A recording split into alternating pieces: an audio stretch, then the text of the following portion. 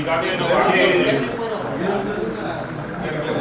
Sir ಈಗಾಗಲೇ ಒಂದು ಕೇಳಿಸ್ಕೊಳ್ಳಿ. ಹಾಗೆ ನಿಮಗೆ ಅನುಷ್ಠಾನ ಇಲಾಖೆಗಳು ಅಂತ ಅಂದ್ಬಿಟ್ಟು ತೋಟಗಾರಿಕೆ, ಅರಣ್ಯ, ರೇಷ್ಮೆ, ಕೃಷಿ ಅಂತ ಹೇಳಿ ಕೆಲವೊಂದು ವರ್ಕ್ಸ್ಗಳು ಮಾಡಿದ್ದಾರೆ ನಿಮ್ಮಲ್ಲಿ. ಈಗ ಅನುಷ್ಠಾನ ಆ ಡಿಪಾರ್ಟ್ಮೆಂಟ್ ಅವರೇ ಬಂದಿದ್ದಾರೆ.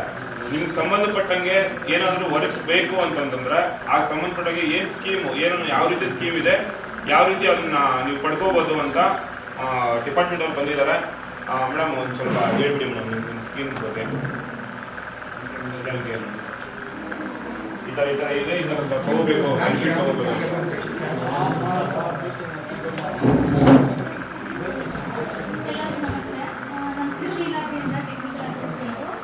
ಕೃಷಿ ಇಲಾಖೆಯಿಂದ ನರೇಗಾದಲ್ಲಿ ಕೃಷಿ ಹೊಂಡ, ಬದು ಮತ್ತೆ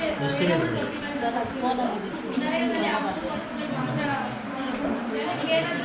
ನಿಮ್ಮ ವಿಲೇಜಲ್ಲಿ ನಿಮಗೆ ಕೃಷಿ ಹೊಂಡ, ಇಂಡಿವಿಜುವಲ್ ಆಗಿ ನಿಮಗೆ ಕೃಷಿ ಹೊಂಡ, ಬದು ಇಲ್ಲ ಅಂತಂದರೆ ಎರೆಹುಳು ತೊಟ್ಟಿ ಬೇಕಿತ್ತು ಅಂದರೆ ನೀವು ಅಪ್ಲಿಕೇಶನ್ ಅಂದರೆ ಫಾರ್ಮ್ ಕೊಡಬೇಕು. ಅಂದರೆ ನಾವು ಈ ಥರ ನೆಕ್ಸ್ಟ್ ಇಯರಲ್ಲಿ ಆ್ಯಕ್ಷನ್ ಪ್ಲಾನಲ್ಲಿ ಸೇರಿಸ್ಬೇಕು ಅಂತ ನಮಗೊಂದು ಅರ್ಜಿ ಕೊಟ್ಟರೆ ನೆಕ್ಸ್ಟ್ ಇಯರ್ ಆ್ಯಕ್ಷನ್ ಪ್ಲಾನ್ ಬಿಟ್ಟಾಗ ನಾವು ಅದರಲ್ಲಿ ಸೇರಿಸ್ಬಿಟ್ಟು ನಿಮ್ಮ ಕಾಂಟ್ಯಾಕ್ಟ್ ನಂಬರ್ ಕೊಡಬೇಕು. ಅದ್ರ ಜೊತೆ ನಾವೇ ಫೋನ್ ಮಾಡ್ತೀವಿ ನಿಮಗೆ. ಆ್ಯಕ್ಷನ್ ಪ್ಲಾನ್ ಅಪ್ರೂವ್ ಆಗಿ ಬಂದಮೇಲೆ ನಿಮ್ಗೆ ಯಾವ ಡಾಕ್ಯುಮೆಂಟ್ ಸಬ್ಮಿಟ್ ಮಾಡಿದ್ರೆ ವರ್ಕ್ ಸ್ಟಾರ್ಟ್ ಮಾಡ್ಬೋದು ಅಂತ ವರ್ಕ್ ಎಂಟ್ರಿ ಆದಮೇಲೆ ನಾವೇ ಹೇಳ್ತೀವಿ.